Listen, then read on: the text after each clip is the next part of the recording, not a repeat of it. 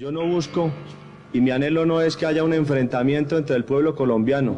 Yo busco la paz y siempre he predicado la paz y he anhelado la paz. Él es Pablo Emilio Escobar Gaviria, uno de los narcotraficantes más populares en la historia latinoamericana, conocido por su fuerza en el negocio y porque su ambición de poder lo llevaron a infiltrarse en la política colombiana. Fue diputado y quienes lo conocieron aseguran que su intención principal era sentarse en la silla presidencial. Pero usted puede asegurar que su dinero nunca ha tenido vinculación con el narcotráfico. Siempre he asegurado que mi dinero no tiene vínculos con el narcotráfico. ¿De dónde surgió entonces su dinero, su fabulosa capital? En Antioquia todos conocen las inversiones en el campo de la industria, en el campo de la ganadería y en el campo de la construcción. El señor ministro de Justicia me acusó a mí en forma injusta y yo lo he denunciado penalmente porque ha incurrido en el delito de calumnia que el Código Penal colombiano castiga de 1 a 4 años de prisión. Escobar Gaviria era un narcopolítico. Este último término se ha popularizado en fechas recientes en Honduras, luego que en los últimos 3 años al menos 4 políticos fueran extraditados a los Estados Unidos por supuestos vínculos con el narcotráfico y que documentos oficiales identificaran a varios funcionarios públicos de administraciones recientes como objetivo de investigación por parte de la agencia antidrogas DEA. Para este diputado, la narcopolítica no es nada nuevo en Honduras. Afirma que desde hace varios años el crimen organizado ha financiado campañas y controlado el poder. Yo creo que siempre ha habido políticos metidos en el narcotráfico y de hecho creo que los hondureños hemos sido testigos de cómo han asesinado políticos sin ninguna explicación y siempre el rumor, la información superficial que sale es que andaba vinculado al narcotráfico, ¿verdad? Eso es una realidad, yo creo que nadie puede desconocer. Edith Copland es miembro del gobernante Partido Nacional. Para ella, las acciones emprendidas por el actual gobierno están permitiendo la depuración de la política nacional.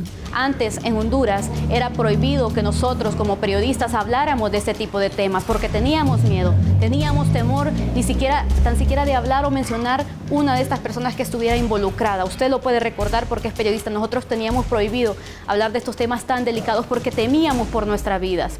Posteriormente, en el Congreso Nacional, cuando el presidente Hernández lo lideraba, se aprobó la ley de extradición. Fue entonces, ya en su mandato gubernamental, que se empezó a aprobar esta ley de extradición y la cual puedo decirlo que ha sido exitosa porque se han reducido los índices de criminalidad, se han reducido también las muertes violentas. Antes estábamos 80, hoy estábamos a la mitad de muertos por cada 100.000 habitantes. Entonces yo creo que tenemos que ser justos, tenemos que ser equitativos y darle el mérito a quien lo tiene. Yo sé que todavía hay muchas cosas que se necesitan que hacer, yo sé que hay muchos esfuerzos que como gobierno debemos de hacer, pero en esos trabajos estamos y aquí se necesita la voluntad de cada uno de los hondureños, se necesita la voluntad también de la empresa privada, de las organizaciones no gubernamentales, en fin, de toda la sociedad en general. Necesitamos el esfuerzo para erradicar este mal que tanto daño le hace a nuestra sociedad. ¿Hay narcopolíticos en Honduras? Yo creo que siempre los han habido. ¿En su partido? En todos los partidos, y si no, mire quiénes son los que están extraditados. Hay de todos los partidos.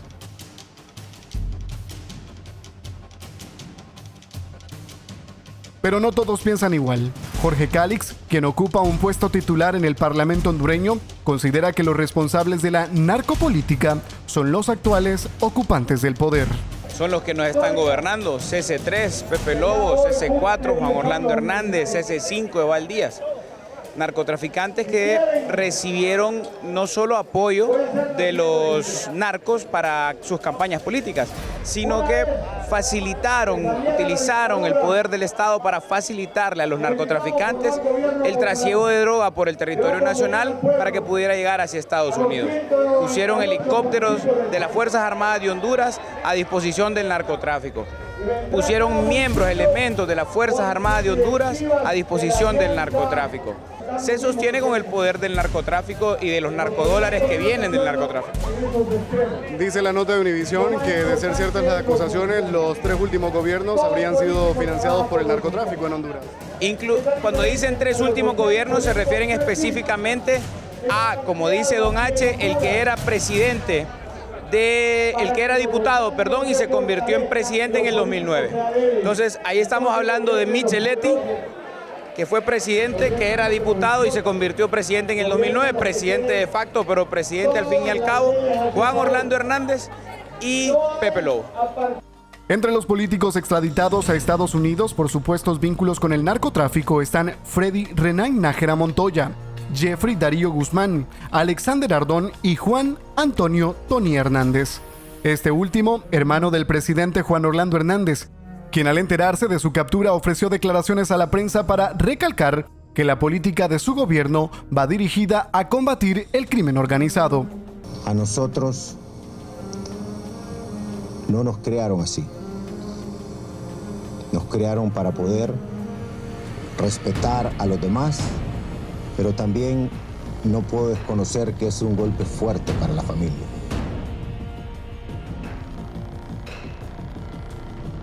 En Estados Unidos, por cargos similares, guarda prisión Fabio Lobo, hijo del expresidente Porfirio Lobo Sosa, quien también ha sido mencionado en documentos oficiales de una corte federal en Nueva York.